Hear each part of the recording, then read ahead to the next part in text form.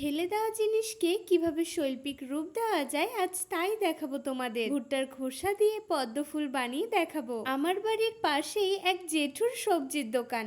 কিছুদিন আগে জেঠু বিক্রি করার জন্য অনেক ভুট্টা কিনে এনেছিল। বিক্রি না হওয়ার কারণে ভুট্টাগুলি নষ্ট হয়ে গেছে ও শুকিয়ে গেছে। ওই জেঠু তো ভুট্টাগুলি ফেলেই দিত। মা যখন বাড়িতে এসে বলল, তখন আমি বেশি দেরি না করে চলে গেলাম জেঠুর কাছে। ভুট্টার খোসা যা সাধারণত ফেলে দেওয়া হয় সেটি দিয়েই আজ আমি তোমাদের ফুলটি বানিয়ে দেখাচ্ছি। প্রথমে খোসাটিকে ছাড়িয়ে রোদে শুকিয়ে নিতে হবে ও এরপর ফুলের পাপড়িগুলো তৈরি করে নিতে হবে। ভুট্টার খোসা দিয়ে খুব সহজ পদ্ধতিতে ফুল বানানো দেখায় যে কত সুন্দর জিনিস সৃষ্টি করা যায় ফেলে দেওয়া জিনিস দিয়ে। ভুট্টার খোসা দিয়ে তৈরি এই পদ্ম ফুলটি আমি যেমনটা চেয়েছিলাম তেমনটা হয়নি, তবে কেমন লাগলো তোমাদের তোমরাই জানিও।